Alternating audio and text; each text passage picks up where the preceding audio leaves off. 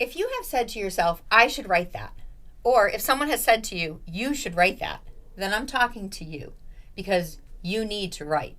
And that's why you're tuned in to yWrite.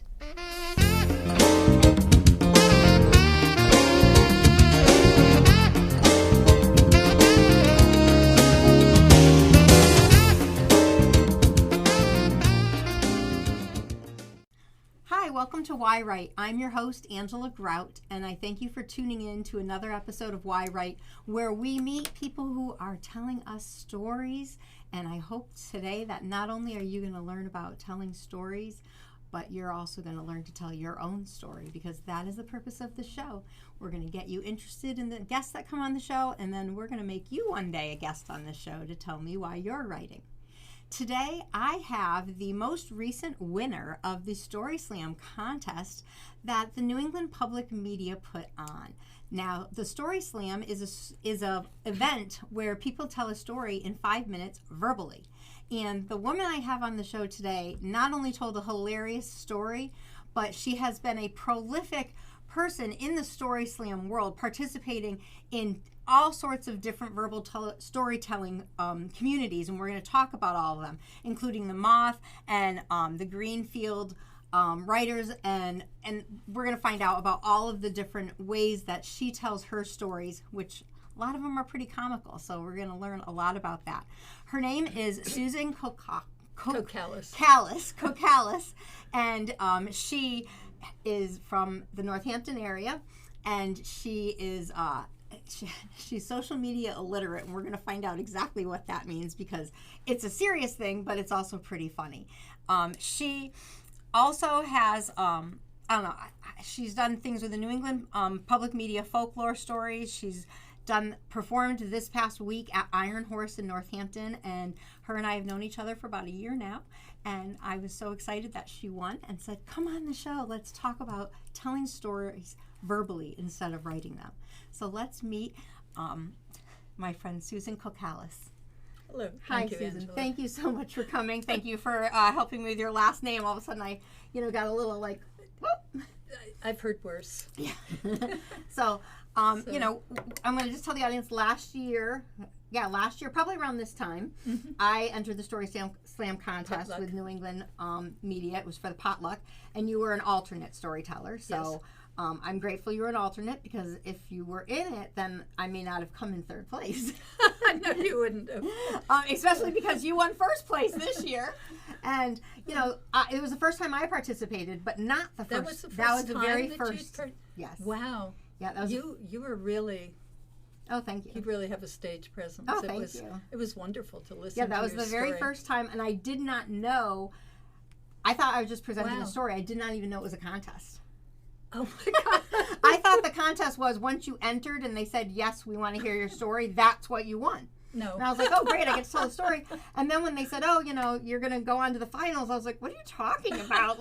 And then, of course, I got to perform at the Academy of Music in Northampton. Yeah. Oh, what a stage. What a venue. I got the dressing room that Elizabeth Taylor was in, and it was fascinating. Now, you did the most recent one, which was at Iron Horse in Northampton, and that's a cool venue, too. Yeah. I mean, so many famous people have performed there. Just renovated, too. Oh, it's, beautiful. I've been there years ago, and the renovations really came out so good. Yeah. So let's tell the audience a little bit, like, how you get involved in these story slams. Like, how many years have you been doing these things? Oh, my God.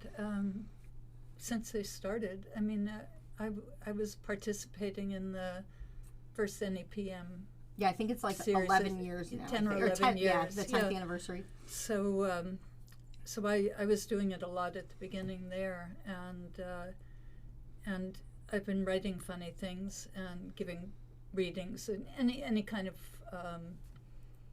oral presentation. Yeah, and you're a poet, right? But it's I'm going to say by trade, but I mean that's kind of I'm first ways you started writing. I'm a retired professor. Okay. Okay. I have no pretensions of being a poet or a writer. Well, but you've written poetry. But I write a lot. Yeah. And so I've been writing with the Gallery of Readers and published a book of poems there, and was part of the Northampton poets. that used to meet on Tuesday nights in Northampton, and they would have slams and things. But no, I've just always done it. I rhyme, so I'm not a real poet. You're so humble. No, I You published a book rhyme. of poetry. My ideal is Ogden Nash, and so, you know, I don't know. He's not T.S. Eliot, you know. So, it just, and this is a child of my retirement.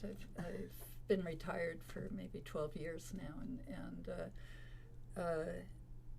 I didn't have to worry about what the students would hear, so I could, you know, go and say things like "fuck on." Beep. Sorry, beep. Or tell stories that were more personal, but I didn't want to do that when I was teaching. Yeah, no, I totally understand that.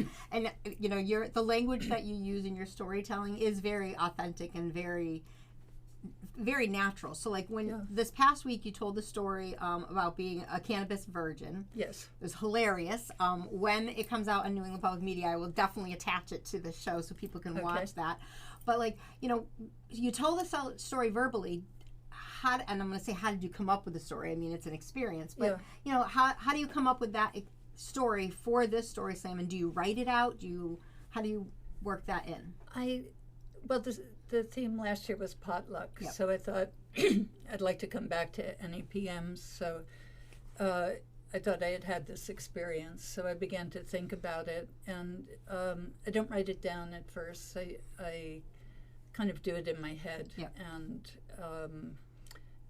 get the dialogue and different points, you know, and things, and then I have different kind of scenes or points that I not write out but think out, and then I mix and match them and combine, and when I have something together that sounds right or sounds like, well, you have a very good cadence the way that you deliver it, for sure. And I know, you know, for me, I understand that process because it's the, you know, you see the writer sitting and, you know, we're working. Even though we don't have any paper, we're working because in the mind you have to kind of map it all out.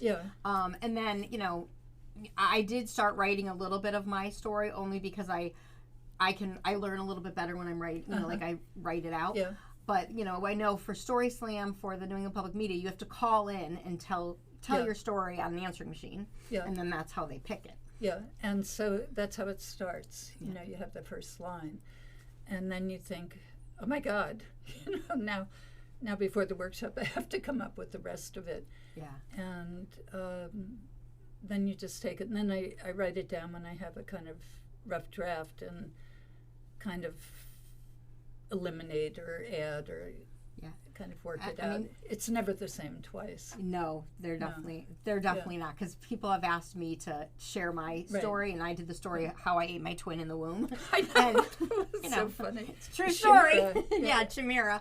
So, you know, it's like I will share the story, but sometimes, you know, different pieces come out at different times. You know, and one of the I think challenges of story slams is that they're timed. So like when you're at Christmas dinner and you're telling the story of the first time you tried cannabis, you know, you can tell your family the story for 10, 15 minutes, turn it into a conversation. Just to correct, I would never tell my family these things. My family would not understand this. They might watch this show. I hope not. They're in New Jersey, and I hope they're computer illiterate, but no, one time, my sister sent up one of my brothers to one of my readings, and I was writing a play about my mother's death, and it was called Mama Drama, or Rum and Coke it ended up being. And so she sent up my youngest brother as a spy to tape while I was talking and reading from my play to see what I was saying about her. And then she got really, really upset because, well, she's a flake. And so, you know, she didn't come off too well, you know, that's why I didn't invite her. So I'd never show her. But, you know, I don't want to get into trouble that way, so my family just... So, but they know you do these things. Yeah. I mean, as a professor, obviously, you know, you've taught people and you've presented, so, you know, you have that the stage presence for sure. Yeah. And you have many years of experience. Yeah. And this particular story that you told, like, you know, fascinated me because it was hilarious the way you told it. And it brought me into this whole scene. Like, you created an entire movie in my head, and I was right there. And that's, I think, one of the key elements of being a really good storyteller. You know, and then, you know, of course, in the audience, you know, we're watching this Spitfire woman up on stage, and then you start telling us that, you know, your age, and I was like, there's no way this woman is 77 years old. There's no way! And I just said it. I'm like, what? I'm like, no, we're the same age. No, you're not. Well, unless you're a young 77. Yes, I'm a young 77. Yeah. I add years on. I think that's what you did. So people can say you look great at 77. You probably, you know. No. So, you know, it's like just having that, you know, ability to get up there and really be authentic and share who you are. Yeah. Does it make you nervous? No, I'd love to do it. You know, I feel it was like this way teaching. I used to teach large lecture classes, so I'd have 200, 250 in my class. And, you know, when the contact met, you know, like I was on, you know, and I feel that there's like an energy that comes in from the audience, and that there's something that goes out, and I just kind of plug into that, and I love it. Yeah, no, it's so true. You can feel that energy and the feedback that you get from them. Yeah. You know, we talked about you teaching a little bit. Can you tell us where you taught and what you taught? Because, you know. I taught, ostensibly I taught German at UMass for almost 40 years. But the things I liked teaching the most were my gen ed courses, because I had one on the Grimms to Disney. Oh. And these would draw a lot of people, and I had another one on witches, and which was a history of the witch persecutions and women in religion, and in some ways, you know, sex roles. And then at the end, I would invite the local pagan community in to talk about their own practice and how it related to to history. Wow. And so in Massachusetts, that's, you know, a really big topic. Yeah, we do Salem too, and oh, fascinating. Yeah, they were fun. I love those. Yeah.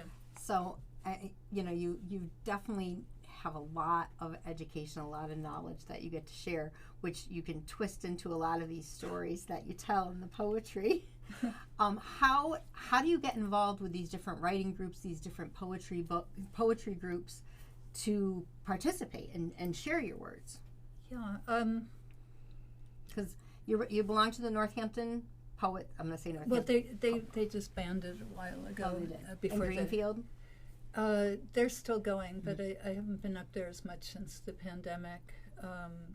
But they have a monthly reading, open mic, and featured poets and things. So I used to plug into that, and they have a festival in the fall each year. And then there's some storytelling events that they had at the Shea. But Northampton Poetry, I just heard about them, and so I went one Tuesday, and I signed up and thought I'd read one of my stupid poems.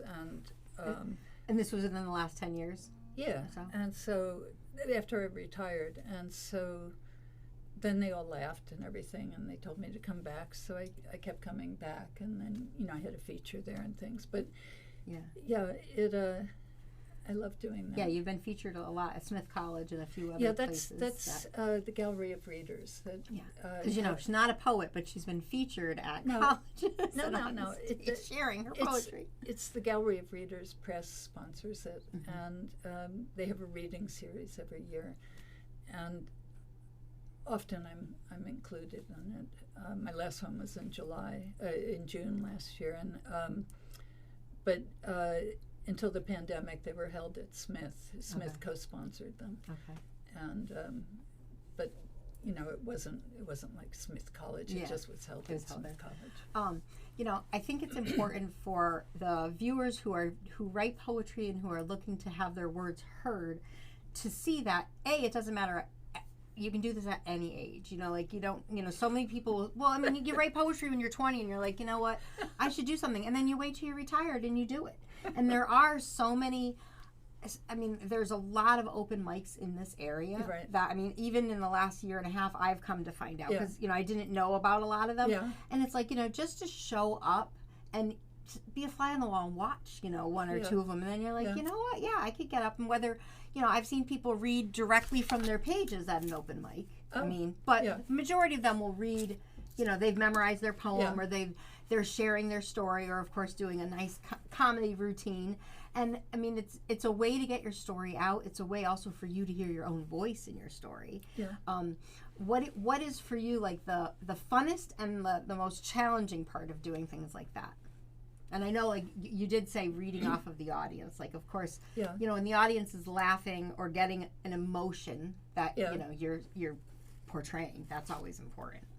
My favorite, all-time favorite venue is the American Crossword Puzzle Tournament, which is going to sound weird. And I meant to bring that up right in your bio. It's going to sound weird, but they have, you know, every year they have this annual tournament.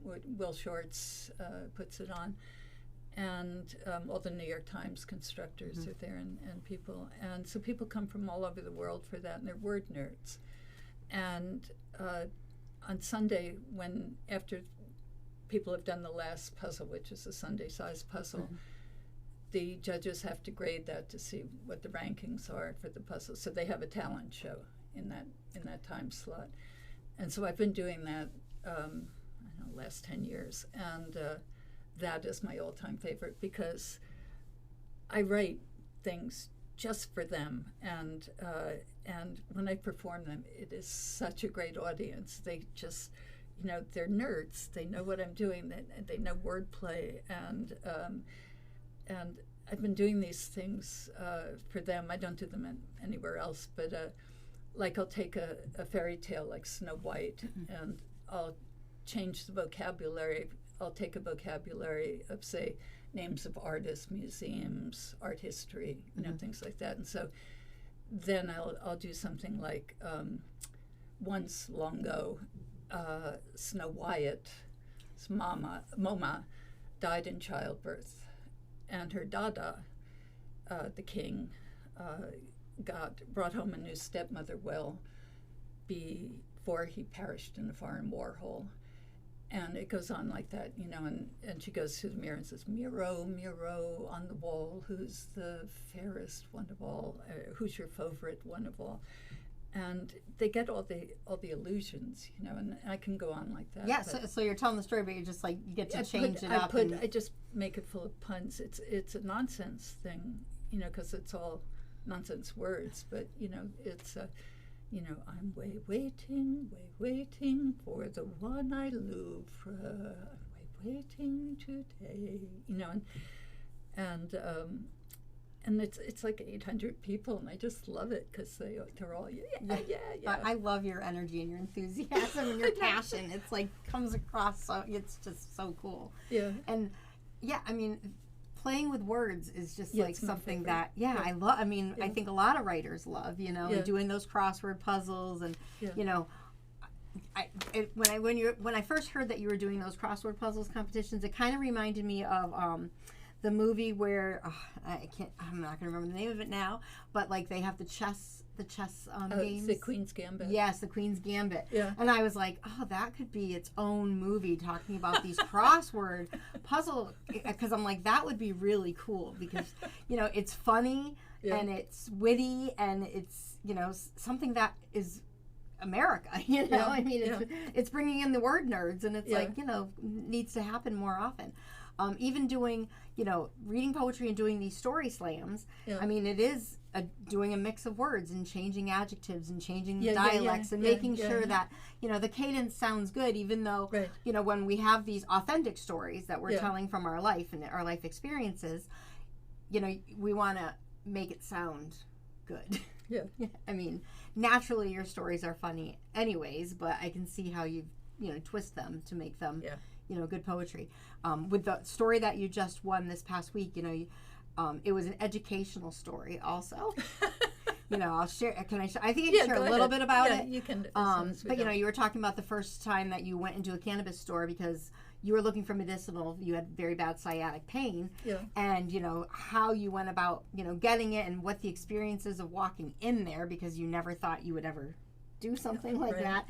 And the experience. I've never walked into a cannabis store. So, I had that whole first experience with you, walking right in and seeing the spaceship that, you kind of explored, and then seeing the names of the different, gummies or whatever. Yeah. And, it was hilarious. You painted a picture. And then I'm just thinking, like, this is a real experience that you had. And, you're talking about the pain you're having from this sciatic. And I'm like, I hope this works for her. I really do. And the story just kept building, and I'm like, oh, I can't wait for the end where she says, it cured me, and it didn't. It didn't. And, it's like, oh, great, you tried cannabis for the first time, trying to solve this problem, and it didn't even solve the problem. But it gave you a really great story. I know, that's what I was thinking. For all the good it did me, I had the story afterwards. So. Yeah, and, some of our experiences that we have and we go through in life, for me, and I know for you, like you say, why did I do that? And it's like, oh, well, I did it because it's going to be a funny story one day. Yeah.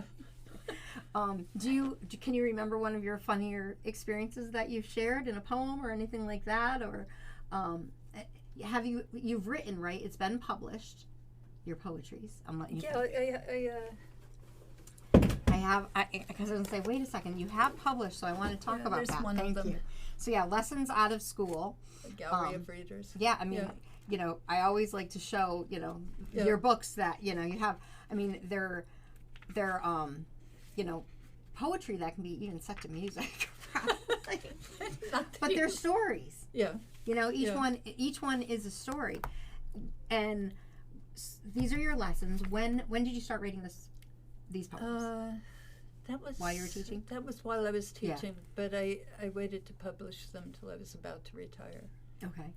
Yeah, because we just kind of compile all of our poetry in a file, or they get lost in the computer. Yeah. I'm actually doing something like that now, is going back and getting poetry I've written 30 years ago and trying Really? Yeah.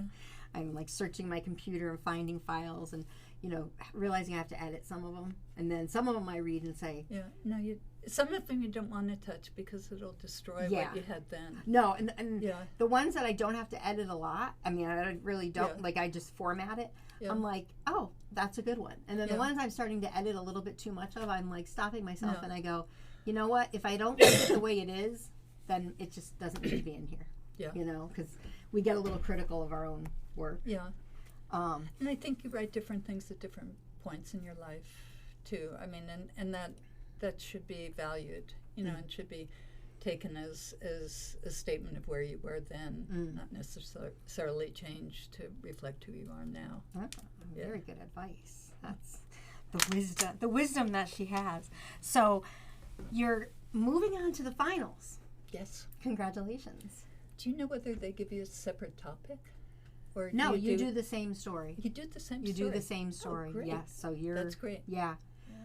Yep, so with the Story Slam, they take the winners of each individual contest. I think they had, I don't know, maybe 5, I don't even know how many they have throughout the year. 3. Yeah. So they take those 3, and there's 3 winners in each for a second, third prize, and then they all move on to the finals, where last year was held at the Academy of Music. Yeah, they're always held at the Academy.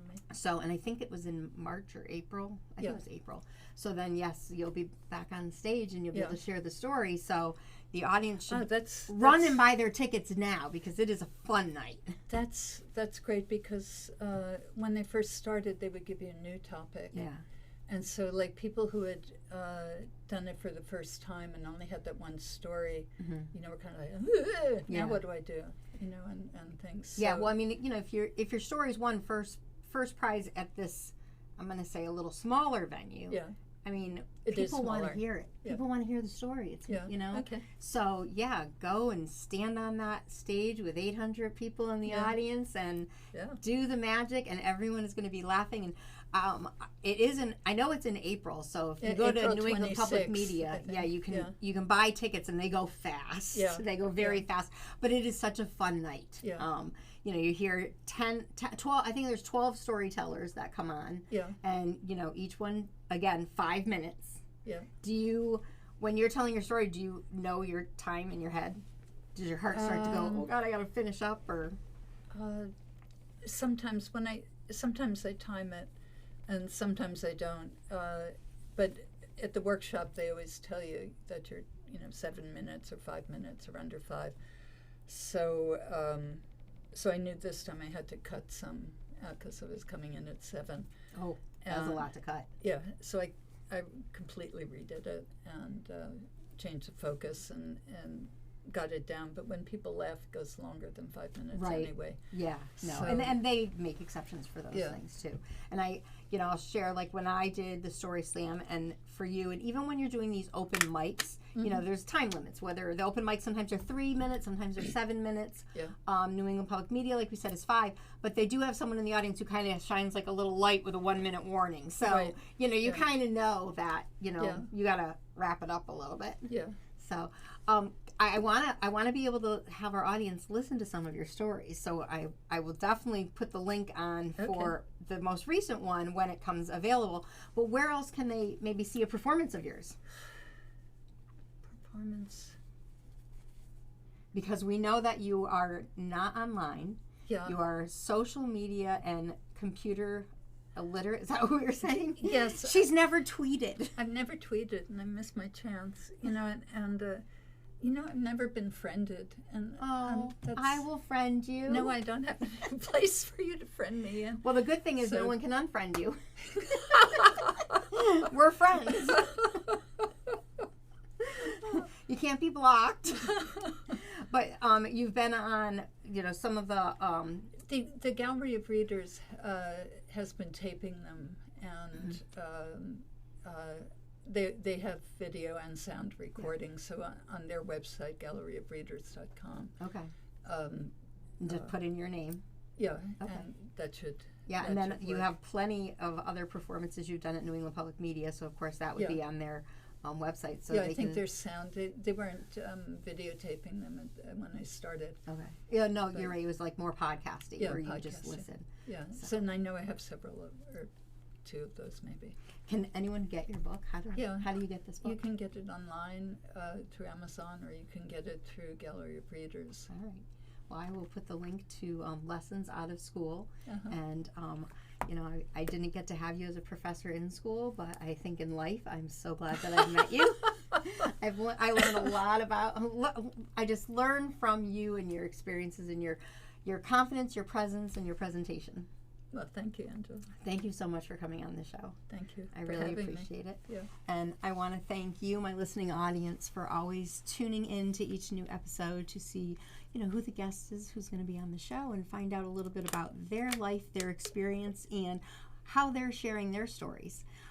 Today we talked with Susan Cocalis, and we were talking to her about verbal storytelling, which of course on this show, as we're sharing our stories, that's exactly what we're doing. We're verbally telling you a story. And every week I give you a prompt to sit down and start writing a story. And of course I'm going to let you still pick up that pen to start writing. But you have topics that have happened in your life that maybe you have shared an experience at the dinner table or at the holiday table or at the company Christmas party.